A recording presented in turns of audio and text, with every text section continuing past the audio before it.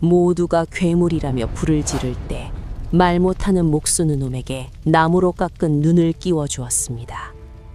그날 나무 눈이 떠지고 천년의 가뭄을 끝낼 기적의 비가 쏟아졌죠. 천년의 비를 내린 벙어리 목수. 하늘이 노했고 땅은 버림받은 시절이었습니다. 조선 중기 강원도 깊은 산골, 이름하여 메마른 골. 이곳엔 벌써 3년째 비 한 방울 내리지 않았네요. 개울은 바닥을 드러내 거북이 등처럼 쩍쩍 갈라졌고 마을 우물은 흙먼지만 쿨럭이며 뱉어낼 뿐이었죠. 곡식은 타들어가고 사람들의 인심 또한 땅처럼 메말라가던 그 흉흉한 시절. 마을 어귀, 다 쓰러져가는 낡은 오두막엔 말 못하는 사내가 홀로 살고 있었습니다. 그의 이름은 길남. 올해로 28뺀 청년이었죠. 태어날 때부터 혀가 굳어 옹알이조차 못했고 부모에게조차 재수옹붙은 자식이라며 핏덩이 때 버림받은 천의 고아였습니다. 하지만 하늘이 그의 입을 막은 대신 그 손에는 신묘한 재주를 내려주었으니 그가 깎은 나무새는 금방이라도 날아오를 듯 칭생했고 그가 다듬은 나무꽃에선 향기가 나는 듯했네요. 허나 마을 사람들은 그를 그저 재주 좋은 병신이라 부르며 천대했습니다. 대장간 앞을 지날 때면 대장장이가 쇳덩이를 두드리며 소리치곤 했죠. 아이, 벙어리, 이 쟁기자루 좀 빨리 고쳐봐. 지난번처럼 대충 하면 국물도 없을 줄 알아? 우물가 아낙네들도 길람이 들으라는 큰 소리로 수근거렸습니다. 쯧쯧, 비가 와야 농사를 짓지. 저 재수 없는 놈이 마을에 들어온 뒤로 비가 안 오는 거 아니여? 부정타게 시리. 길람은 그 모진 소리들을 묵묵히 나무 깎는 소리로 삼켰습니다. 대꾸할 말은 가슴속에 산처럼 쌓였으나 뱉을 수 없으니 그저 깎아낼 뿐이었죠. 그에게 유일한 안식처는 마을 사람들이 귀신이 나온다며 얼씬도 하지 않는 뒷산 깊은 곳, 오래전 불타 없어진 폐사당터뿐이었습니다. 그날도 길람은 굶주린 배를 채우려 칡불이라도 캘 요량으로 금지된 산 폐사당으로 향했네요. 해가 뉘엿뉘엿 넘어가고 사방에 어둠이 먹물처럼 번질 무렵 폐사당 기둥 근처를 지나던 길람의 발끝에 무언가 물컹한 것이 채였습니다. 화들짝 놀라 뒷걸음질 친 길람의 눈에 들어온 것은 무너진 사당의 거대한 돌기둥, 그리고 그 밑에 깔려있는 믿을 수 없는 형상이었습니다. 뱀이었습니다. 하지만 뱀이라기엔 너무나 거대했죠. 몸통 굵기는 아름드리 소나무만 했고 온몸은 검푸른 비늘로 뒤덮여 있었습니다. 전설 속에서나 듣던 괴물, 바로 이묵이었네요. 길람은 그 자리에 얼어붙어 숨조차 쉴 수 없었습니다. 도망쳐야 한다. 당장 도망쳐야 한다. 다리에 힘을 주려 했지만 공포에 질려 발이 떨어지지 않았죠. 그런데 놈의 상태가 이상했습니다. 무너진 기둥에 꼬리가 짓눌린 채 꼼짝도 못하고 있었거든요. 놈은 길람의 인기척을 느끼고 고개를 쳐들었으나 허공을 향해 의미 없는 위협만 가할 뿐이었습니다. 자세히 보니 놈의 두 눈이 있어야 할 자리에 시커먼 눈동자 대신 뿌연 안개가 낀 듯 하얀 막이 눈을 덮고 있었네요. 놈은 앞을 보지 못하는 장님이었습니다. 온몸은 썩어가는 상처투성이었고 비늘 사이엔 고름이 차 있었습니다. 그것은 사람을 잡아먹는 흉포한 괴물이 아니라 그저 고통 속에 죽어가는 가여운 짐승일 뿐이었죠. 문득 그런 생각이 들었습니다. 나와 같구나. 세상에 버려져 어둠 속에 갇힌 존재, 입이 닫혀 세상과 단절된 자신이나 눈이 다쳐 빛을 못 보는 저 짐승이나 다를 게 무엇일까요? 길람은 도망치려던 발걸음을 멈추고 주변에 굴러다니는 굵은 참나무 가지를 집어들었습니다. 그리고 조심스럽게, 아주 조심스럽게 녀석에게 다가갔죠. 그는 굵은 참나무 가지를 기둥 및 돌 틈에 끼워 넣었습니다. 지렛대였습니다. 길람의 얼굴이 붉게 터질 듯 달아올랐네요. 평생 나무를 만지며 단련된 팔뚝에 굵은 핏줄이 섰습니다. 꿈쩍도 않던 거대한 돌기둥이 미세하게 들썩였습니다. 이무기는 고통 때문인지 아니면 이 인간이 자신을 살리려는 걸 알았는지 잠시 몸부림을 멈췄죠. 제발 움직여라. 이 녀석을 살려야 해. 길람은 속으로 외치며 마지막 젖먹던 힘을 짜냈습니다. 마침내 기둥이 옆으로 굴러떨어졌습니다. 짓눌려 있던 이무기의 꼬리가 자유를 되찾는 순간이었죠. 길람은 온몸에 힘이 빠져 그 자리에 털썩 주저앉고 말았습니다. 그때였습니다. 자유를 얻은 거대한 그림자가 길람의 머리 위를 덮쳤네요. 이무기의 차가운 콧김이 길람의 얼굴에 닿았습니다. 비린내가 진동했죠. 은혜를 모르는 짐승이 이제 배를 채우려 하는 것일까요? 길람은 질끈 눈을 감았습니다. 이것이 내 운명이구나. 어차피 아무도 슬퍼해줄 사람 없는 목숨. 하지만 날카로운 이빨은 살을 파고들지 않았습니다. 대신 거칠고 차가운 무언가가 길람의 떨리는 뺨을 스윽 훑고 지나갔죠. 그것은 뱀의 갈라진 혀였습니다.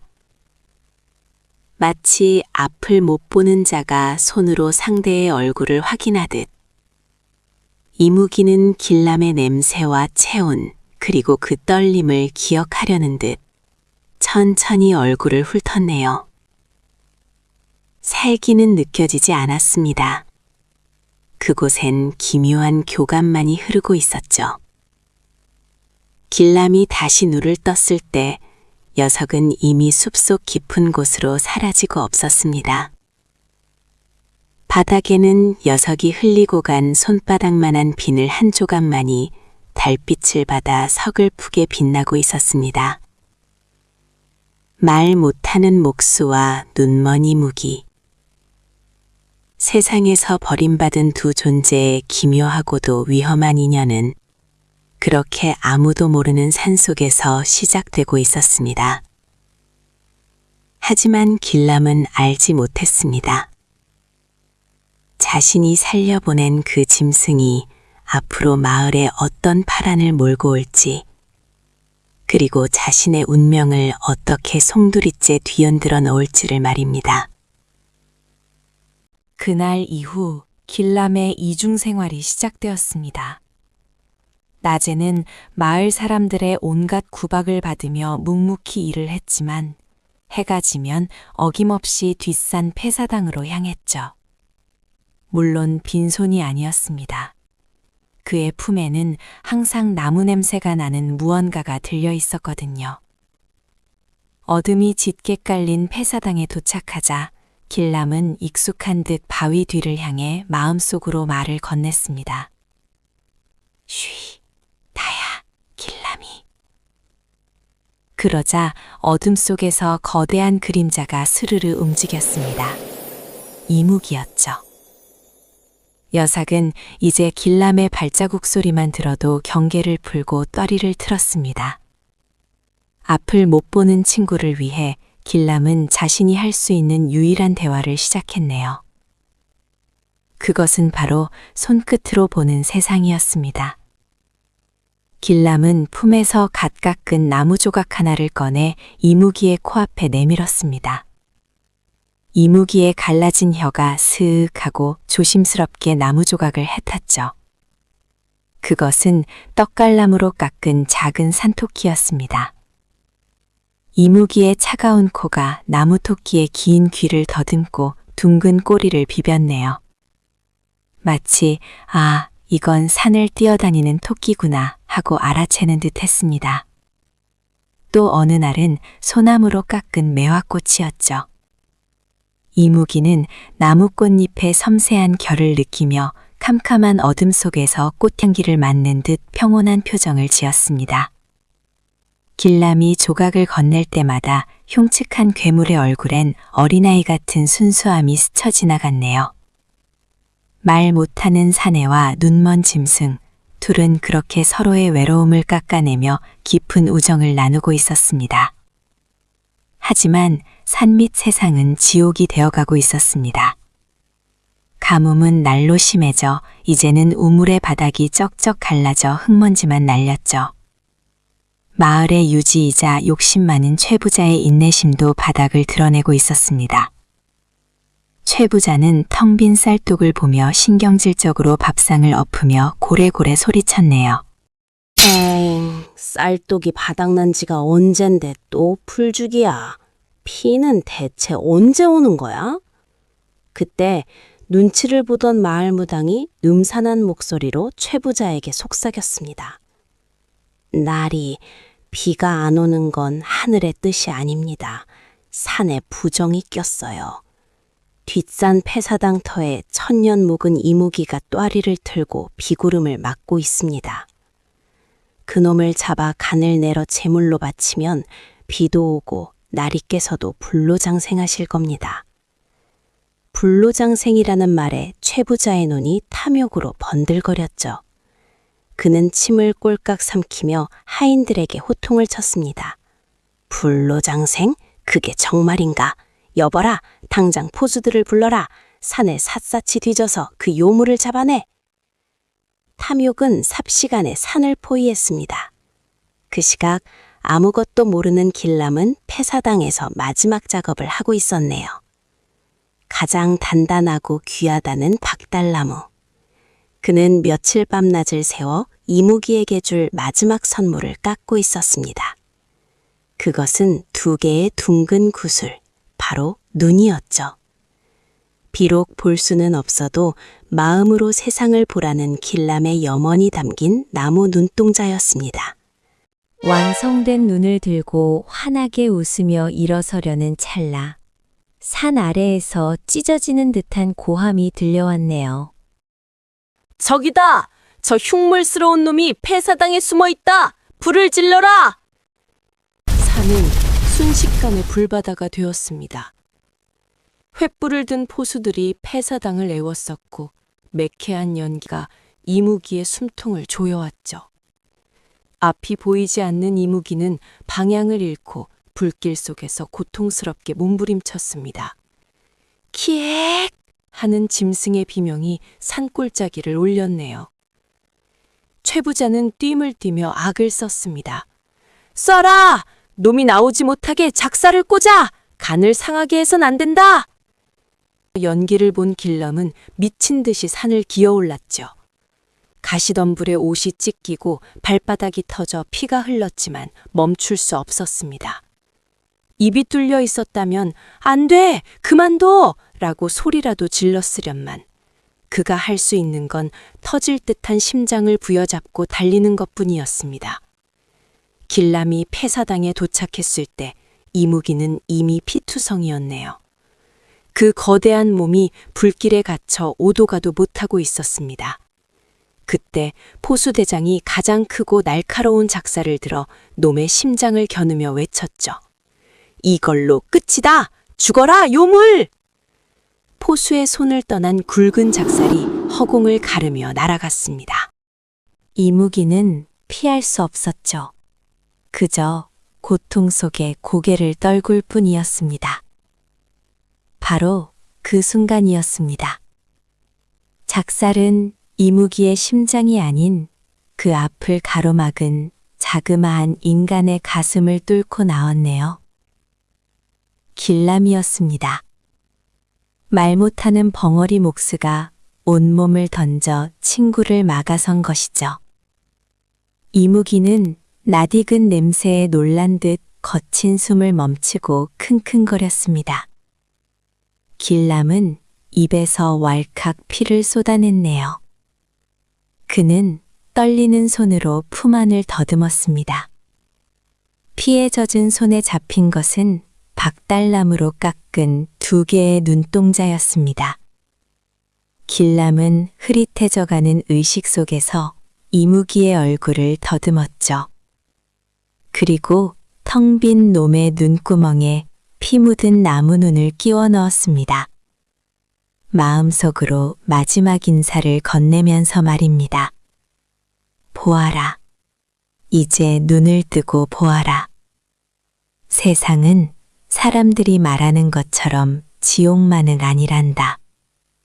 내가 너를 위해 깎은 꽃과 나비, 그 아름다움을 이제는 눈으로 보거라. 길람의 손이 바닥으로 툭 떨어졌습니다. 그리고 산속에는 기이한 정적만이 감돌았네요. 그때 기적이 일어났습니다. 길람의 붉은 피가 박달나무 눈에 스며들자 죽은 나무에서 빛이 뿜어져 나왔죠. 처음엔 희미하던 빛이 점점 강렬해지더니 밤하늘을 대낮처럼 밝혔습니다. 황금색 안광, 이무기가 1000년 만에 눈을 뜬 것이네요. 눈을 뜬 용의 시야에 가장 먼저 들어온 것은 자신의 발치에 싸늘하게 식어가는 작은 친구 길람이었습니다. 그리고 그 너머 탐욕에 찌든 눈으로 자신을 노려보는 최부자와 포수들이 보였죠. 분노한 용이 입을 벌리자 붉은 화염이 일렁였습니다. 최부자는 비명을 질렀네요. 살려줘! 괴물이다! 도망쳐! 하지만 용은 화염을 뱉지 않았습니다. 길람이 나무로 깎아주었던 평화로운 세상, 자신을 대신해 죽어가며 남긴 그 따뜻한 마음이 용의 분노를 눌렀기 때문이죠. 용은 복수 대신 길람의 시신을 조심스럽게 감싸 안았습니다. 그리고 하늘을 향해 솟구쳤네요. 용이 승천하며 흘린 뜨거운 눈물이 대지에 닿았습니다. 그러자 마른 하늘에 먹구름이 소용돌이 치더니 3년 동안 말랐던 하늘이 뚫린 듯 비가 쏟아지기 시작했죠. 비다! 비가 온다! 사람들은 쏟아지는 비 속에서 춤을 추었습니다. 그 비는 탐욕스러운 최부자의 집을 쓸어버렸고 메마른 논바닥을 적셔 생명을 깨웠네요.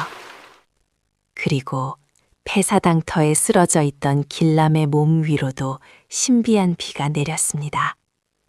빗물에 씻긴 길람의 상처에서 새살이 돋아나고 멈추었던 심장이 다시 뛰기 시작했죠. 다음 날 아침 길람은 깨어났습니다. 용은 떠났지만 길람의 손에는 용의 비늘 하나가 쥐어져 있었네요. 그 후 길람은 여전히 말을 하지는 못했습니다. 하지만 그가 나무를 깎으면 사람들은 그 안에서 용의 울음소리를 듣고 빗소리를 들었다고 하죠. 메마른 골마을에는 더 이상 가뭄이 들지 않았고 사람들은 비가 오는 날이면 산을 향해 절을 하며 말없는 목수와 눈먼 용의 아름다운 우정을 이야기했습니다. 진정한 눈은 얼굴에 있는 것이 아니라 마음속에 있는 것임을, 그리고 세상을 구하는 건 거창한 힘이 아니라 작고 소외된 자가 내민 따뜻한 손길임을 오늘 내리는 이 비가 우리에게 속삭이는 듯합니다.